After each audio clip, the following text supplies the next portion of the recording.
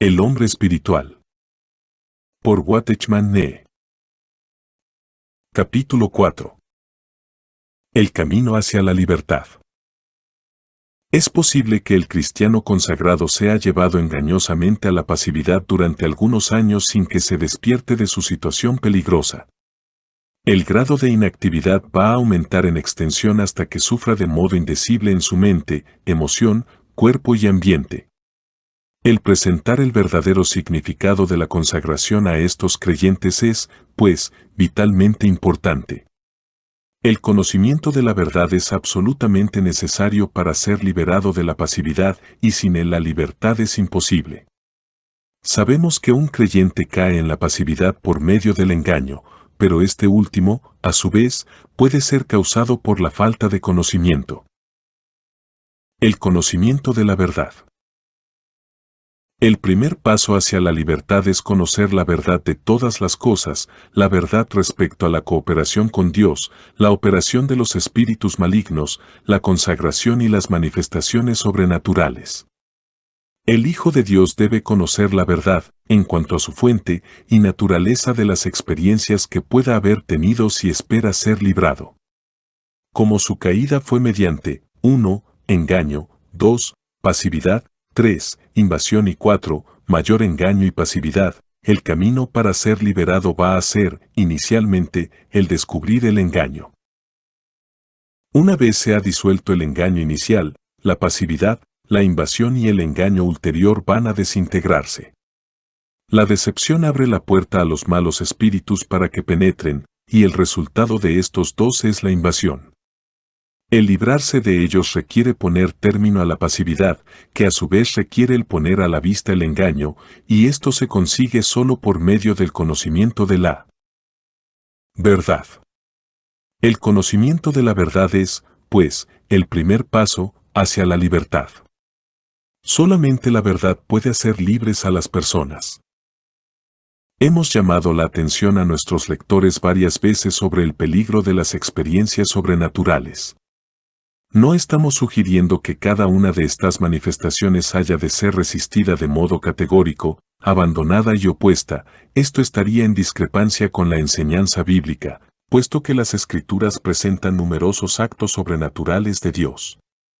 Nuestro propósito es simplemente recordar a los cristianos que puede haber más de una fuente de fenómenos sobrenaturales. Dios puede ejecutar maravillas, pero también pueden imitarle los espíritus malignos. Es, pues, crucial que distingamos lo que es de Dios de lo que no es de Dios.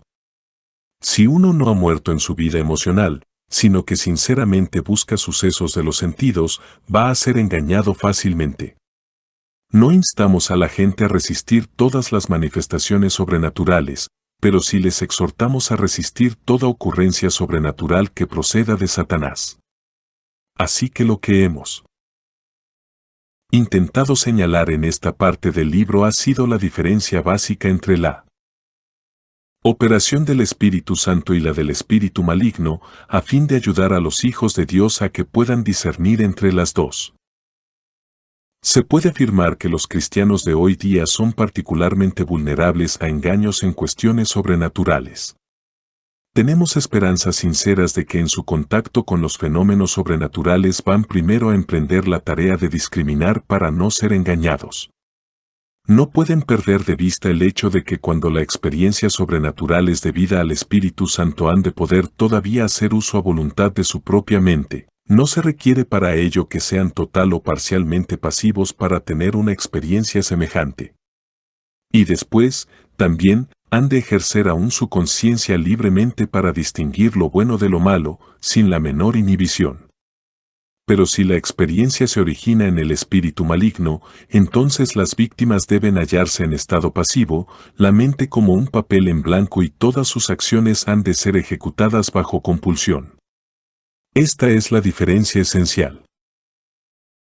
El apóstol Pablo cita en 1 Corintios 14 varios dones espirituales, entre los cuales hay el de revelación, profecía, lenguas y otras manifestaciones sobrenaturales. Reconoce que estos dones proceden del Espíritu Santo, pero define la naturaleza de estos dones de Dios con estas palabras: Los espíritus de los profetas están sometidos a los profetas, v32. Si lo que los profetas, creyentes, reciben es del Espíritu Santo, entonces los espíritus que reciben estarán sometidos a ellos. Esto significa que el Espíritu Santo, que concede las diversas experiencias sobrenaturales sobre los hombres, no va a infringir sus derechos manipulando parte alguna de su cuerpo contra su voluntad. Ellos seguirán teniendo el poder de controlarse a sí mismos. Solo cuando el espíritu está sometido al profeta o creyente es de Dios. Todo espíritu que exige que el profeta esté sometido a él no es de Dios. Aunque no debemos oponernos a todos los elementos sobrenaturales, sin embargo debemos juzgar cuando estos espíritus sobrenaturales requieren que el hombre esté sometido pasivamente a ellos o no. La obra del Espíritu Santo y la del espíritu maligno son fundamentalmente opuestas. El primero desea que los hombres sigan en plena y soberana libertad, el segundo requiere que sean totalmente pasivos. El creyente debe juzgar su experiencia por este criterio. El buscar si se es pasivo o no, puede ser la solución de todos los problemas sobre este tema. Si el Hijo de Dios afectado desea libertad, es necesario eliminar la locura. En otras palabras, ha de conocer la verdad. Necesita apreciar la verdadera naturaleza de los asuntos. Las mentiras satánicas amarran, pero la verdad de Dios libera. De modo natural, el conocimiento de la verdad va a ser costoso, porque hace polvo de la vanagloria que uno ha asumido debido a las experiencias pasadas. Este creyente se ve como más avanzado que los otros, como espiritual e infalible. Qué difícil va a ser que el tal confiese la posibilidad de haber sido invadido o que se le muestre que ha sido invadido. A menos que este Hijo de Dios sinceramente se adhiera a toda la verdad de Dios, va a ser muy difícil que acepte esta clase de verdad penosa y humillante. Uno no encuentra dificultad en aceptar la verdad que es agradable, pero no es fácil en absoluto aceptar la verdad que le hace polvo a 1. El reconocer que se es vulnerable al engaño es relativamente fácil, en tanto que el confesar que uno ha sido invadido por el enemigo ya es más difícil. Que Dios sea misericordioso, porque aun después que una persona ha reconocido la verdad, todavía puede resistirse a ella. La aceptación de la verdad es, pues, el primer paso hacia la salvación. El Hijo de Dios debe estar dispuesto a conocer toda la verdad referente a sí mismo. Esto requiere humildad y sinceridad. Por tanto, que el que se oponga de modo vehemente a esta verdad permanezca alerta para que, sin saberlo, no esté ya esclavizado. Los caminos a la verdad son múltiples y variados. Algunos se despiertan a su verdadero estado al descubrir que han perdido su libertad en todos los aspectos a causa de su prolongada y seria servidumbre satánica, otros, cuyas experiencias pueden ser el 90% de Dios y solo el 10% impuras, llegan a conocer la verdad cuando empiezan a dudar de sus experiencias, y aún otros son llevados al conocimiento de su condición por medio de la verdad que les dan otros creyentes. En todo caso, el cristiano no debe rehusar el primer rayo de luz que brilla sobre él.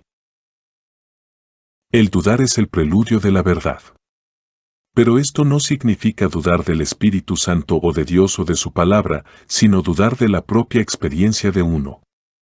Una duda así es necesaria y también escritural, porque Dios nos manda que pongamos a prueba los espíritus, 1 Jn 4:1. Los creyentes abrazan con frecuencia una idea equivocada, tienen miedo de examinar los espíritus para no pecar contra el Espíritu Santo. Pero Él mismo es el que nos llama a hacer la prueba. Ahora bien, si resulta ser el Espíritu Santo, éste va a resistir la prueba. Si, en cambio, es el espíritu maligno, su naturaleza verdadera se verá expuesta. ¿Es Dios el que ha dado lugar a nuestra caída en la posición de hoy? ¿Nunca trabaja el Espíritu Santo en contra de su propia ley? ¿Eres realmente infalible en todas las cosas? Después de haber recibido alguna luz en cuanto a la verdad, el creyente tiene que estar dispuesto a admitir que es vulnerable al engaño. Y esto proporciona a la verdad una oportunidad para obrar. El peor error que uno puede cometer es el de considerarse infalible. El sostener que los demás pueden estar equivocados pero que uno no lo está jamás, es estar ya engañado desde el comienzo. Solo después de que uno se ha humillado a sí mismo puede ver que está engañado de veras. Al comparar el principio del modo de obrar divino frente a las condiciones del obrar satánico, llega a la conclusión de que sus pasadas experiencias habían sido obtenidas por medio de la pasividad. Había cumplido los requisitos para la obra de los espíritus malignos, por lo que le habían dado estas extrañas manifestaciones que al principio le habían hecho feliz, pero que luego le afligieron. No ha cooperado activamente con Dios, sino que, en vez de esto, ha seguido pasivamente una voluntad que él había dado por sentado que era la de Dios. Tanto las experiencias felices como las penosas se habían originado en los espíritus malignos. En consecuencia, ahora asume que ha de aceptar la verdad, pero además ha de admitir su condición a la luz de esta verdad. De esta manera la mentira del enemigo será anulada. La experiencia de uno, aquí, es a. Reconocer que un creyente está abierto al engaño, b. Admitir que él también está sometido a la duplicidad, c. Confesar que él ha sido engañado, y, finalmente, d. Inquirir por qué ha sido engañado. El descubrimiento del terreno. Ahora podemos inferir que se ha cedido terreno al espíritu maligno. ¿Pero qué es el terreno que un creyente proporciona? Antes de considerar qué terreno le ha dado, echemos una mirada primero a lo que es terreno. El creyente debería comprender que, además del pecado, hay otros elementos que pueden proporcionar terreno a los espíritus malignos. La aceptación de la falsificación, la pasividad de la mente y el consentimiento al pensamiento fulgurante proporcionado por el enemigo. De momento vamos a centrar nuestra atención en la pasividad, esto es, en el permitir que nuestra mente o cuerpo se hunda en este estado de sopor, cesando en el ejercicio del control consciente sobre la mente la inactivación de las funciones propias de la voluntad, conciencia y memoria. La pasividad, aunque hay varios grados de ella, forma el terreno principal. El alcance de la penetración del enemigo viene determinada por el grado de pasividad. Tan pronto como la persona se da cuenta de su condición de inercia, sea cual sea el grado, ha de recobrar este terreno inmediatamente. De modo firme, decidido y persistente ha de oponerse al intento del enemigo de mantener todo dominio sobre él. Especialmente en las áreas en que ha sido engañado. Es indispensable que sepa cuál es el terreno y que lo recobre. Al comprender que ha sido engañado, el creyente debería luego buscar luz respecto al terreno perdido y tratar de recobrarlo. Como los espíritus malignos mantienen su posición en el territorio que él les ha cedido, ellos partirán una vez el área haya sido aclarada. Debido a que el cristiano ha caído en la pasividad y el engaño al no usar su mente en el control de sí mismo, ahora ha de ejercer su voluntad activamente para resistir por medio del poder de Dios a los poderes de las tinieblas en cada tentación y sufrimiento y para anular las anteriores promesas que les ha hecho. Como la pasividad viene gradualmente, será también anulada gradualmente. La medida en que uno se da cuenta de su inercia es la medida de su emancipación. Si la duración de su inactividad ha sido larga, también será largo el tiempo que se necesitará para su liberación. El descender de un monte es siempre más fácil que ascender al mismo, de la misma manera, el hacerse pasivo es fácil pero el reconquistar la libertad es penoso. Se requiere la cooperación del hombre total para volver a recobrar el terreno perdido. El Hijo de Dios definitivamente debería pedir a Dios que le mostrara en qué ha sido engañado. Tiene que mostrar sincero deseo de conocer toda la verdad sobre sí mismo.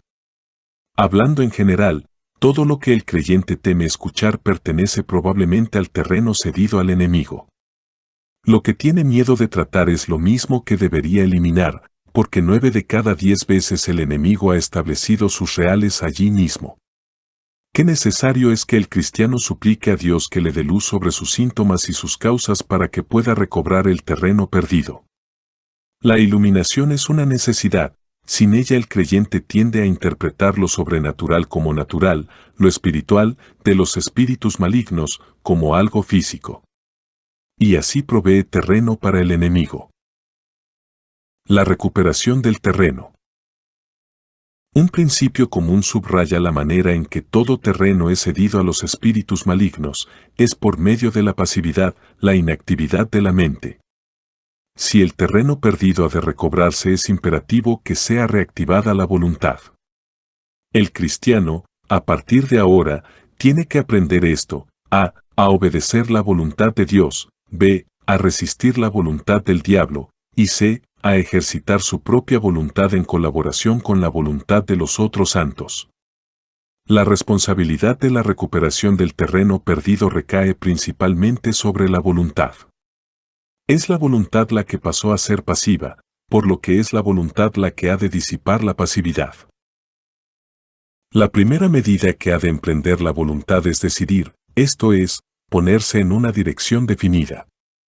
Al haber sufrido mucho en las manos de los espíritus malignos, pero al estar ahora iluminada por la verdad y animada por el Espíritu Santo, el Hijo de Dios es guiado de modo natural a una posición en que aborrece aquellos malvados espíritus.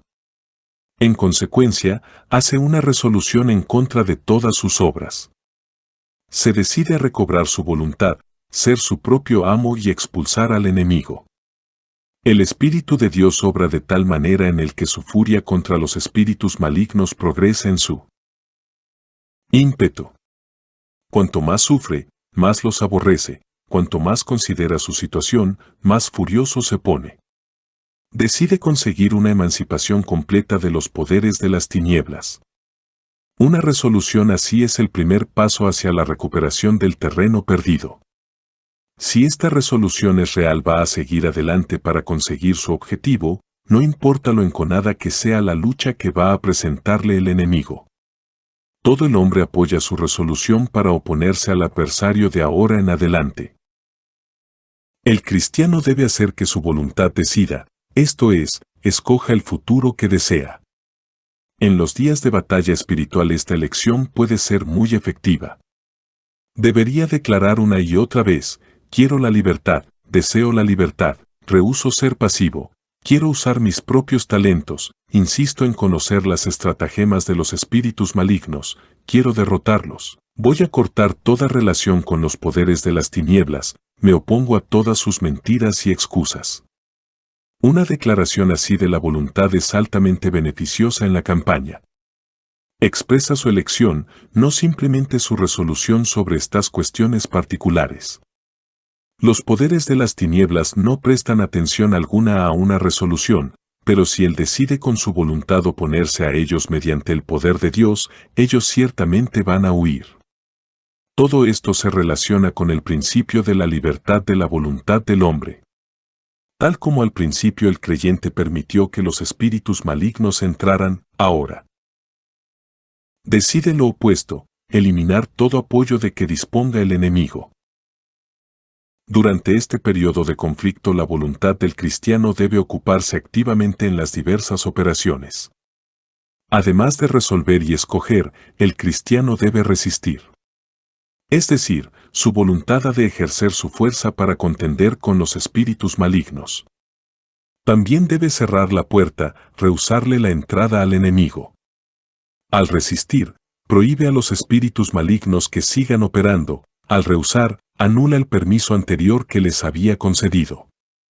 El rehusar, además de la resistencia, prácticamente inmoviliza todas las actividades del enemigo. Resistir es nuestra actitud con respecto a lo que hay delante de nosotros; rehusar es nuestra posición con respecto a lo que queda detrás. Por ejemplo, al proclamar: quiero tener mi libertad, estamos rehusando a los espíritus malignos, pero tenemos que resistir. También, esto es, ejercer fuerza combatiendo al enemigo para que podamos mantener la libertad que ya hemos obtenido al rehusar. Tanto el rehusar como el resistir deben ser continuados hasta que se ha conseguido la emancipación completa. Resistir es verdaderamente una batalla. Se requiere toda la fuerza del espíritu, el alma y el cuerpo. Sin embargo, la fuerza principal es la de la voluntad. El resolver, escoger y rehusar son de modo primario cuestiones de actitud, pero el resistir es una cuestión de práctica abierta. Es una conducta que expresa una actitud. Es luchar en el espíritu, lo cual es decir que la voluntad, por medio de la fuerza del espíritu, empuja a los espíritus malignos fuera del terreno que ocupan al presente. Es un asalto contra la línea enemiga. Al resistir, uno emplea el poder de la voluntad para empujar y expulsar. Los espíritus enemigos, incluso al percibir la actitud hostil del creyente contra ellos, no van a moverse una pulgada del terreno que ocupan. Tienen que ser expulsados con verdadera fuerza. El Hijo de Dios ha de movilizar el poder espiritual para inmovilizar al enemigo y expulsarle. Ha de ejercitar su voluntad para expulsarlos. Una mera declaración de intención no es suficiente. Esta necesita ir unida a medidas prácticas. La resistencia sin él. Rehusar es igualmente inefectiva, porque el terreno originalmente prometido al enemigo ha de ser recuperado. Para recobrar el territorio cedido, el creyente debe hacer uso de su voluntad, por un lado para resolver, escoger y rehusar, y por el otro para resistir. Debe decidir luchar, escoger la libertad, rehusar el terreno y resistir al enemigo. Debe luchar por su soberanía. Nunca debería perder de vista este elemento de voluntad libre. Dios nos ha concedido una voluntad sin trabas, para que podamos ser dueños de nosotros mismos, pero hoy los espíritus malignos han usurpado nuestros miembros y talentos. Han pasado a ser los amos del hombre, éste ha perdido sus derechos soberanos. Para oponerse a esto el creyente entra en batalla. Declara continuamente, no estoy dispuesto a permitir que los espíritus malignos invadan mis derechos soberanos, no permitiré que invadan mi personalidad, no voy a permitir que me posean, no les seguiré ciegamente, tengo intención de ser mi propio dueño, sé que lo soy, resuelvo controlarme a mí mismo, prefiero que mi ser entero esté sometido a mí mismo, resisto todas las obras de los malvados así como su derecho a operar sobre mí. Al resolver, escoger y rehusar con nuestra voluntad, detenemos todo intento posterior de trabajar del enemigo. A partir de entonces hemos de resistir con nuestra voluntad. El creyente comienza a vivir su vida de nuevo, sigue a la recuperación de su terreno. El pasado es pasado, y ahora marca un nuevo comienzo. Lo que fue ofrecido a los espíritus malignos ha sido reclamado todo. El espíritu, el alma y el cuerpo de la persona entera han sido recuperados de la mano del enemigo y vueltos a dedicar a Dios. Cada pulgada de territorio cedido a causa de la ignorancia, hoy, poco a poco, ha sido recobrado. El poder soberano del hombre una vez más está en sus manos. ¿Y cómo ha sido realizado? Al rechazar lo que antes había aceptado, al dejar de creer lo que antes creía, al retirarse de donde antes se había acercado, al destruir lo que antes había erigido, al recobrar lo que antes había prometido, al disolver aquello a que se había unido, al resistir lo que antes obedecía, al pronunciar lo que antes callaba, al oponerse a aquello con que antes cooperaba y al negar lo que antes daba.